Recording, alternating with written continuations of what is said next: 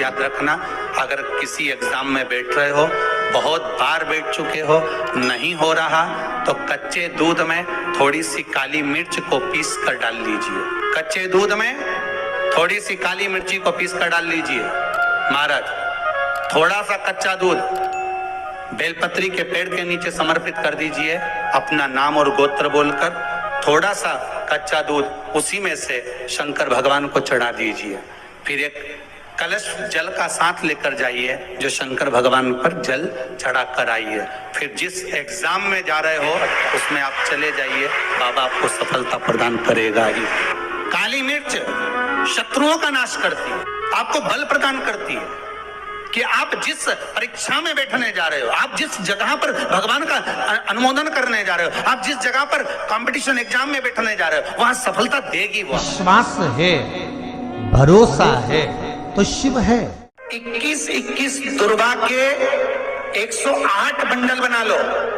अगर एग्जाम में बैठ रहे हो, सरकारी परीक्षा में बैठ रहे हो, पास नहीं हो रहे, नौकरी नहीं लग रही, बहुत जगह इंटरव्यू दे दिया, 21 दुर्गा के 108 बंडल बनाओ, उसकी माला बनाओ और देवी के मंदिर में, माता जगदम्बा के मंदिर में, अर्थात जहां शंकर पार्वती पूर्ण परिवार विराजमान हो, ऐसे देवी के मंदिर में गणेश जी के गले में वो माला अर्पण करिए, अपना नाम बोलकर और जिस एग्जाम में बैठ रहे हैं उसका भाव वर्णन कर महाराज। और वहीं से एक पुष्प लेकर अपने कमरे में जहां पढ़ते हो, कांच की प्लेट में उस फूल को रख दीजिए और दूसरे दिन एग्जाम के लिए चले जाइए। आपको उसका फल अवश्य मिलेगा, अवश्य मिलेगा। आप उसमें उत्तीर्ण होंगे, फल प्राप्त होगा।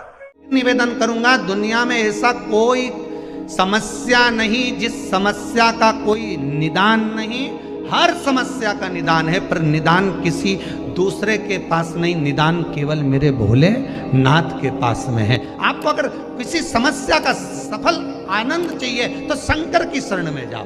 आपको सीहोर आने की भी जरूरत नहीं है, आपको हमसे मिलने की जरूरत नहीं है, आपको पंडित प्रदीप मिश्रा के पास नहीं आना, आपको किसी बाबा जोगी के पास नहीं जाना, आपको किसी के बेल भभूति लेने नहीं जाना, आपको तो शिव के पास जाना। जो शंकर की वस्तु है उसको स्वीकार करो, बस शंकर की वस्तु को स्वीकारिए, शंकर की वस्तु को स्वीकार करना चालू कर दीजिए।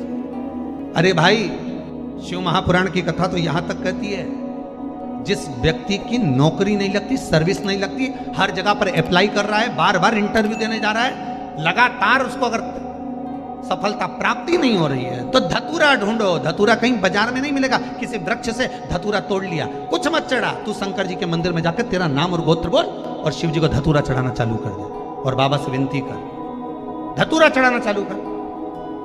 अब धतूरा कोई बहुत कीमती होता है क्या? बहुत पैसे का मिलेगा क्या? कहीं पे भी मिल जाएगा। धतूरा तोड़ और चढ़ा शंकर जी को। रोज नियम बना ले कि एक धतूरा मैं शंकर जी को चढ़ाऊंगा, प्रतिदिन चढ़ाऊंगा, शिव जी से जाकर निवेदन करूंगा प्रतिदिन। शंकर जी की प्रिय वस्तु में धतूरा, बेलपत्र आदि कादि की तो है, क्या है?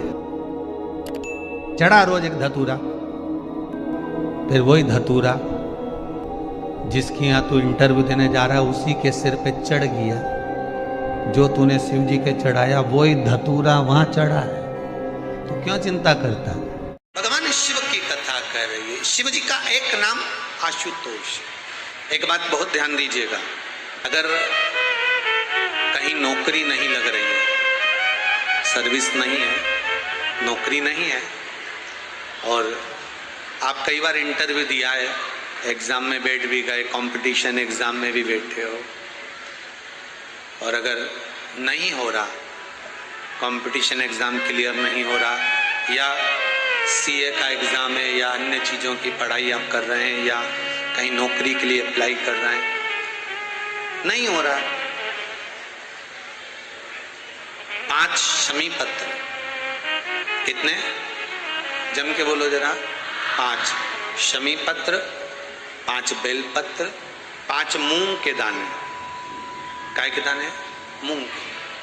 5 मूंग के दाने, 5 सफेद पुष्प, कोई भी सफेद पुष्प जो आपको मिल जाए, शिव जी को समर्पित कर कर 1 लोटा पानी नाम और गोत्र बोलकर, और जिस एग्जाम में बैठ रहे हो, जिस कंपटीशन एग्जाम में बैठ रहे हो, उसका स्मरण कर कर आपको छोड़ना है।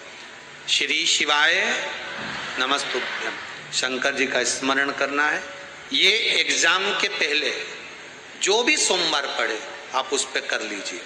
बाबा चाहेगा तो नौकरी लगेगी, 3 महीने के अंदर बाबा दे ही देंगे, ये पक्का। बिल्कुल फ्री हो, नहीं कुछ काम चल रहा, कोई नया काम करने का सोच रहे हो, व्यापार करने का सोच रहे हो, या कुछ अच्छा करने का सोच रहे हो, नहीं हो रहा, उसके लिए भी आप ये कर सकते। ये आप बाबा का स्मरण कर कर आप कर सकते। श्री शिवाय नमस्तुभ्यम। एक पत्र और है बड़ा सुंदर। पूनम ठाकुर, कुम्हारी से हूं मैं।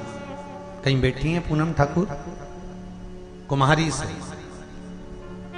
गुरुदेव, मेरा जॉब नहीं लग रहा था। कहीं बैठी हो तो हाथ हिला सकती हैं। पूनम जी ठाकुर, कुम्हारी।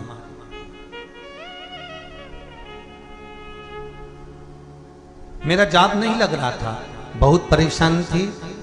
आपने जो उपाय बताया था शिव पुराण में, बेल के पेड़ के नीचे 1 लोटा जल और 1 मूंग का दाना मैंने चढ़ाना प्रारंभ किया। गुरुदेव, आपको क्या बताऊं, शिव महिमा पूजा करके आई और एक ही बार करने पर 2 घंटे बाद मेरे लिए कॉल आ गया और मेरा जॉब लग गया। ये पत्र और ऐसे पत्र एक नहीं, अगर विश्वास है, भरोसा है, तरीका होता है। समझ में आता है? सीधा बेलपत्र और उल्टा बेलपत्र समझ लेना, बहुत अच्छे से समझिएगा। शिव जी के सम्मुख में शंकर भगवान के शिवलिंग पर जब बेलपत्र चढ़ता है तो बेलपत्र का जो सीधा भाग होता है वो शिव जी के शिवलिंग पर होना चाहिए, उल्टा भाग ऊपर होना चाहिए। बहुत ध्यान से समझना हो।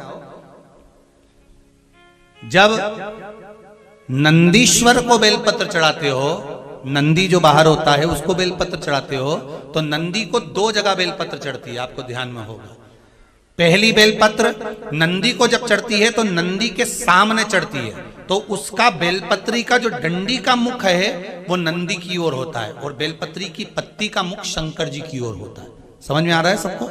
डंडी का मुख, जैसे नंदी ऐसे बैठा है तो डंडी का मुख नंदी की ओर होगा, पत्ती का मुख शिव के, और ये सीधी की सीधी नंदी के सामने नीचे रखा जाती है, नंदी के सामने। और एक बेलपत्र जब नंदी के ऊपर चढ़ती है तो डंडी का मुख शिव जी के ऊपर होता है और इस पत्ती का मुख नंदी के सिर पर नंदी की ओर होता है। ये दोनों में बहुत अंतर है महाराज।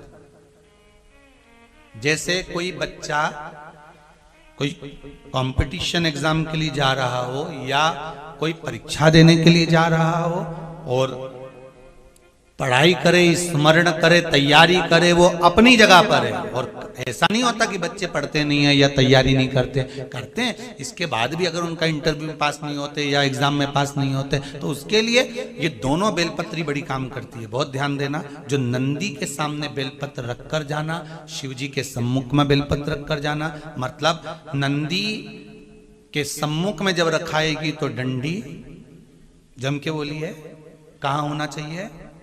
नंदी की ओर, और जब ऊपर रखाएगी तो डंडी शिव की ओर हो। ये 2 बेलपत्र रखकर शिव जी का स्मरण कर कर जाएं, कार्य सफलता की ओर बढ़ता है। कोई काम के लिए आप जा रहे हैं तो उसमें सफलता मिल जाती है, उसमें सफलता प्राप्त हो।